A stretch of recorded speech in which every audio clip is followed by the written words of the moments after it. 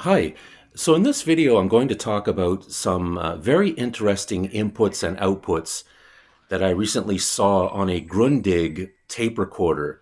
Now, Grundig was a German company, and for years they made a lot of tape recorders, cassette recorders, reel-to-reel recorders. And I recently stumbled upon one of their machines. It was the Grundig TK23. And this thing was really, really cool. All the writing on the machine was in German, and and it looked to be in fairly good condition. But one thing that really stuck out to me on the back of the unit were the input and output sockets. I'd never seen anything like this in my life. When I first saw them, they reminded me a lot of MIDI inputs and outputs on a MIDI keyboard or synthesizer. They're roughly about the same size, but there were these strange symbols on the top of each of the sockets. And again, I was just totally blown away and baffled. I'd never encountered this before, and I had no idea what these little symbols meant.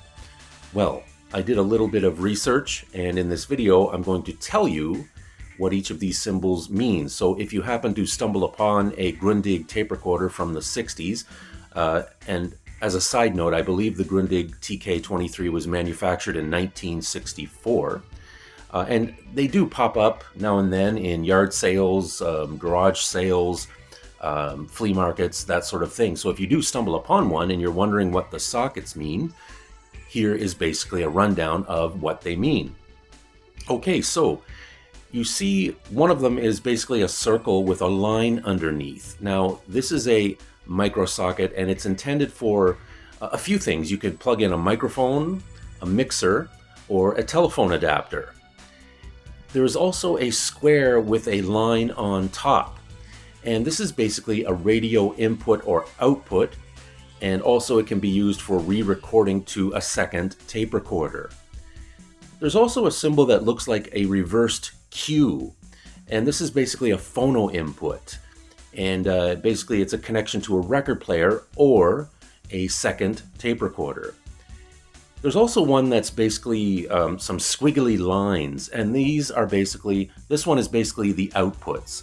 So from this socket you would make your connection to external speakers or maybe an additional amplifier. There's also one, it's basically a square with a line on the right, and this is basically your earphone socket. And also, there's a loudspeaker switch at the bottom. And so basically if it's in the O position, the internal speakers are left off. But if you put it in the opposite position, the internal speakers are turned on. Now, I will also mention these aren't the only symbols on the back of a Grundig.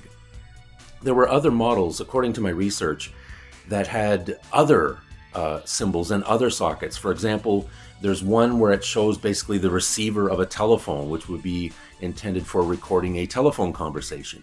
And also, I do think you can still find cables that will plug into these sockets on a Grundig tape recorder, basically converting from those sockets to, say, an RCA connection, so you're able to interface with RCA gear.